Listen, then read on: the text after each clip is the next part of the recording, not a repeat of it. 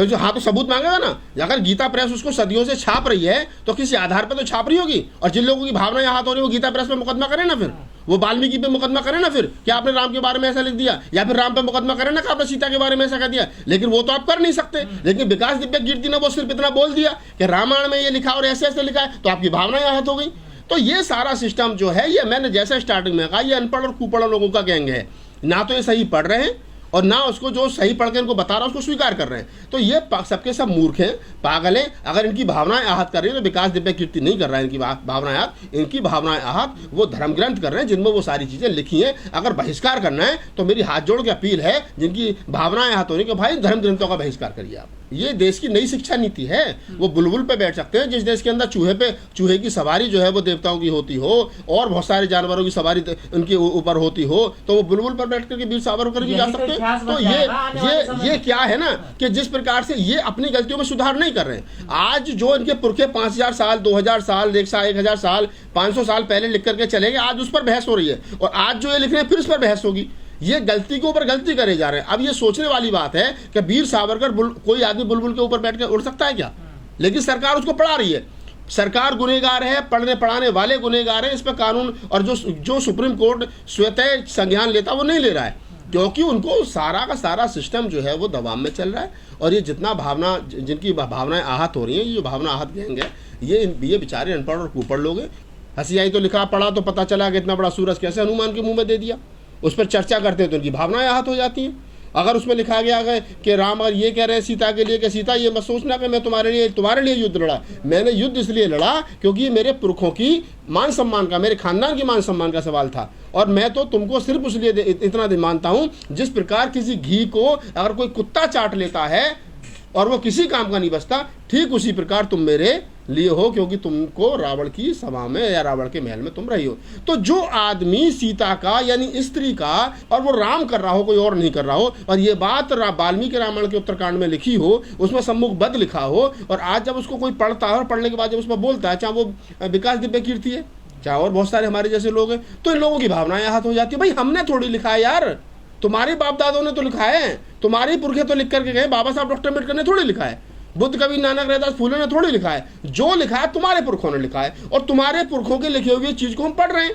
और पढ़ने के बाद में विकास दिव्य कीर्ति जैसे लोग कह रहे हैं कि भाई ये लिखा है इसमें, अब ये सही है या गलत है खुद तुम सोच लो। और जो मैंने देखा कि विकास दिव्य कीर्ति का जिस प्रकार से विरोध हुआ है, सही बात कहने पर विरोध हो रहा है, तुम्हारी ही बात लिखी पढ़ी करने पर विरोध हो रहा है, तो ये जितने लोग विरोध करने वाले हैं और जिनको हमारी भावनाएं आहत हो गई, इनसे हमारी हाथ जोड़ के अपील है, भैया अपनी भावनाएं अपने पास रखो। अगर तुम्हारे धर्म ग्रंथ जिनको तुम्हारे पुरखों ने लिखा है उनमें उन बातों से लिखी हुई से तुम्हारी भावनाएं आहत नहीं होती, तो ये सब अंधे लोग हैं, सच को स्वीकार करना नहीं चाहते। और सदियों से हमारे तमाम जो दलित एक्टिविस्ट हैं, तमाम और अन्य पढ़े लिखे लोग हैं, वो इस बात को कहते रहे कि जितने हिंदुओं के धर्म ग्रंथ हैं वो महिला विरोधी हैं, वो दलित विरोधी हैं, वो मूल निवासी विरोधी हैं, वो एक खास समाज को मान सम्मान देते हैं, एक खास समाज को आगे बढ़ने का अवसर देते हैं, और वो है ब्राह्मण।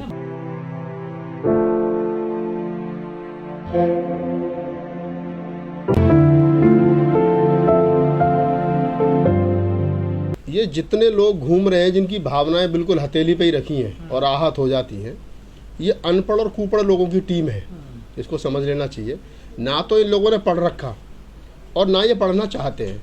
दरअसल बात क्या है गजेंद्र जी, आज से 100, 200, 500 साल पहले जब एक खास विशेष वर्ग को पढ़ने का अधिकार था, और जब वो ये कहते थे कि संस्कृत हमने बनाई है और हम जो मर्जी लिख दें, तो रामायण लिखते वक्त, गीता लिखते वक्त, शिव पुराण लिखते वक्त और तमाम धर्म ग्रंथ लिखते वक्त इन्होंने कभी हिसाब नहीं लगाया कि जो बात आज आप लिख रहे हो, कल को जब सबके लिए समान शिक्षा होगी तो इन बातों को जब दूसरा आदमी कोई पढ़ेगा तो फिर हंसेंगे लोग। तो उस समय तो उनको ये पता था कि ब्राह्मण जो है वो संस्कृत लिखता है, संस्कृत में सारे श्लोक हैं, हम जो लिख रहे हैं हम ही पढ़ेंगे और तो कोई दूसरा पढ़ेगा नहीं। लेकिन उनको ये मालूम नहीं था कि इसी देश के अंदर राष्ट्रपिता ज्योतिबा फूले पैदा होंगे, वो सबको समान शिक्षा की लड़ाई लड़ेंगे। माता सावित्रीबाई फूले पैदा होंगी, बाबा साहब डॉक्टर अम्बेडकर सबको समान शिक्षा का अधिकार के संविधान में प्रावधान करेंगे, अंग्रेज सबको समान शिक्षा का अधिकार देंगे।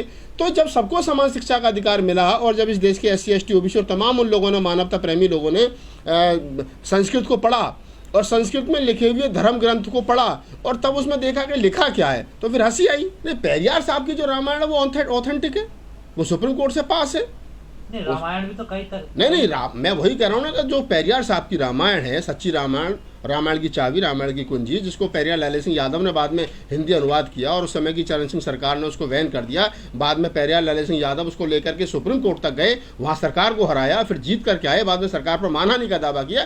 तो पेरियार रामास्वामी नायकर की या पेरियार लाल सिंह यादव की जो रामायण है वो कानून से पास रामायण है। आप कैसे कह सकते हो? तुलसीदास की रामायण में और वाल्मीकि रामायण में सिर्फ इतना फर्क है जितना मैं समझता हूँ कि वाल्मीकि रामायण में जो उत्तरकांड है और जिसमें सम्मुख वध जोड़ा गया है वो है उसमें, लेकिन तुलसी कृत रामायण में वो दोनों तीनों चीज़ हटा दी गई हैं। तुलसी कृत रामायण जब राम युद्ध कर करके वापस आ जाते हैं वहीं खत्म हो जाती है, लेकिन वाल्मीकि रामायण पर पूरा राम का चरित्र दिखाया है, मृत्यु तक दिखाया गया उसमें, जितना मुझे जानकारी। तो आप इस बात को समझिए कि वाल्मीकि रामायण क्योंकि ओरिजिनल रामायण है, उसको पढ़ने के बाद में तमाम लोगों ने अपनी अपनी राय रखी है। कुछ लोगों ने छोड़ दिया है, कुछ लोगों ने जोड़ दिया है, कुछ ने घटा दिया है, किसी ने जोड़ दिया है। तो बाद में जितनी रामायण आई है, चाहे पुरुषोत्तम हो चाहे और अन्य कई विशेषज्ञ जिन्होंने राम पे बहुत अच्छा लिखा है, तो उन सबकी अपनी अपनी मान्यता है। राम को जिसने जिस रूप में देख लिया उस रूप में पेश कर दिया, लेकिन वाल्मीकि रामायण जो कि संपूर्ण रामायण है उसको आप झुटला नहीं सकते। अगर वाल्मीकि रामायण में ये लिखा जाता है, ये लिखा मिलता है कि राम ने सीता के बारे में ये कहा कि तुम उसके रावण के महल से आने के बाद में मेरे लिए सिर्फ उतनी भरो, इतनी यूजलेस हो, बेकार हो, जैसे कोई कुत्ता घी को चाट लेता है और वो बेकार हो जाता है, ठीक मेरे लिए तो उसी प्रकार हो। तो इसमें नारी का भी अपमान है भाई। अगर कोई चीज सदियों से, हजारों साल से वाल्मीकि रामायण छापी जा रही है गीता प्रेस से और वो क्या नाम है लोग पढ़ रहे हैं से सम्मान उसको, तो वो छापने वाला दोषी थोड़ा ही है। जो लोग पढ़ रहे हैं पढ़ने के बाद में वो सच और सही, गलत और सही का विरोध नहीं कर रहे हैं। जिस राइटर ने लिखी वगैरह ये छाप, तो वो एडिट क्यों करने लगा भाई? क्यों एडिट करेगा वो? क्यों जिम्मेदारी होती है उसकी? मैं ये नहीं कह रहा कि तुलसीदास की रामायण में नहीं है, लेकिन जो चौपाई, ढोल पशु शूद्र नारी और ये चारों ताड़न अधिकारी, तो वो वाल्मीकि रामायण में भी है, वो तुलसी कृत रामायण में भी है, और ये चौपाई उन्होंने नहीं हटाई, लेकिन तुलसी जी ने और कई चीज जो है हटा दी अपनी रामायण में। तो क्या है कि आप इसको देखिए, जो जितने लोग घूम रहे हैं, जो ये कह रहे हैं कि ये भावना जो है हमारी आहत हो गई, इन लोगों को बेचारों को पता ही नहीं है, ये गलत रास्ते पे जा रहे हैं भाई। जो बात धर्म ग्रंथों में लिखी गई है, अगर कोई आदमी मय पेज के, मय क्या नाम है श्लोक के, उसको कोट करके उसका हिंदी अनुवाद करके बता रहा है, तो उसमें भावनाएं आहत कहाँ हुई? अगर आपको लगता है कि आपकी भावनाएं आहत हुई हैं, तो आपकी भावनाएं आहत विकास दिव्य कीर्ति ने नहीं की, आपकी भावनाएं आहत रामायण ने की है। अगर आपको केस करना है तो रामायण पर करिए, राम पर करिए जिसने सीता का अपमान किया है, लेकिन आपकी हिम्मत नहीं है। नहीं, सुधारने की जरूरत ही क्या है? क्यों सुधार दो भैया उनको?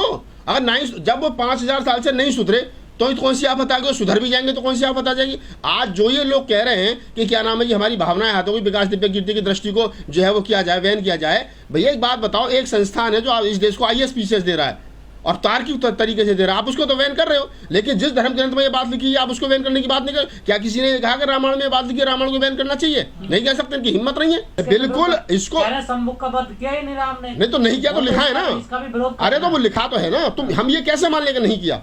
जो बात किताब में लिखी गई है तो लिखी, जो सबूत तो है ना। तुम जो ये लोग कहने का लिखी नहीं गई, ये है ही नहीं, हुआ ही नहीं है, उनके पास में कौन सा प्रूफ है ये मान लिया जाएगा नहीं हुआ? लिखने का षड्यंत्र है जिन लोगों ने लिखा है। किसने लिखा है भाई? अरे किसने लिखा है? हमारे हाथ में तो कलम थी नहीं ना, कलम तो तुम्हारे पुरखों के हाथ में ही थी। क्यों लिखा है उन्होंने? इसके पीछे का कारण क्या था?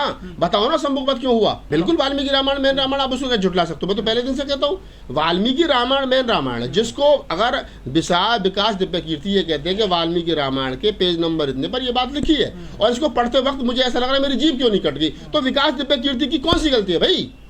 आप रामायण को कोट क्यों रखो? हाँ, खुद ही मानने की गलत है, लेकिन लिखा रामायण में, इसलिए मुझे पढ़ाना पड़ रहा है। तो आप इस बात को देखिए कि जो लोग इस बात को कह रहे हैं उनको चाहिए कि वो विकास दिव्य कीर्ति की दृष्टि को बैन करने की मांग ना करें, रामायण को बैन करने की मांग करें, गीता प्रेस को बैन करने की बात करें। कभी गीता प्रेस ने बात छापी है जिससे हमारे राम की भावना, राम का चरित्र जो वो उजागर हो रहा है, तो इसमें कौन सी बड़ी बात है? हाँ, तो जब उनको सदियों से वो संचालित कर रहे हैं और छाप के बेच रहे हैं और सारा कुछ कर रहे हैं, तो आप इसको कैसे स्वीकार कर सकते हो? वहाँ एक से एक बड़ा विद्वान ब्राह्मण बैठा है, उसकी देख रेख में वो छप रही है, तो सही है ना, तभी तो छप रही है, गलत थोड़ी छपती।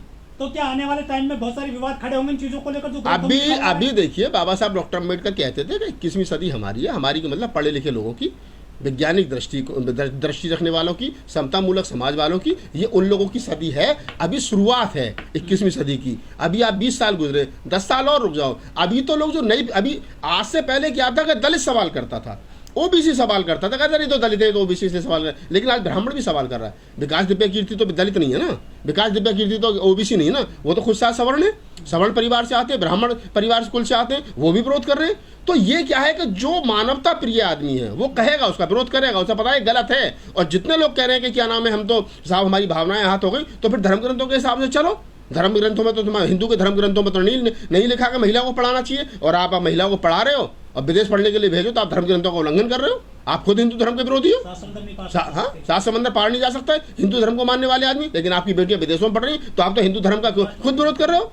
तो आप भाई, आप कोई महिला जो है वो उच्च पद पर आसीन नहीं हो सकती, लेकिन आपकी बेटी प्रधानमंत्री, राष्ट्रपति और क्या नाम है जज और कलेक्टर बन रही है, तो आप हिंदू धर्म का खुद विरोध कर रहे हो। आप कहाँ हिंदू धर्म का पालन कर रहे हो? आप तो वही बात कर रहे हो जो बाबा साहब डॉक्टर अम्बेडकर ने कहा था कि महिलाओं का किसी भी समाज का ने कितनी तरक्की की, इस बात का अगर आकलन करना तो उसकी महिलाओं ने कितनी तरक्की की इस बात पर। तो आप बाबा साहब डॉक्टर अम्बेडकर के विचार को पर चल रहे हो, लेकिन स्वीकार नहीं कर रहे हो।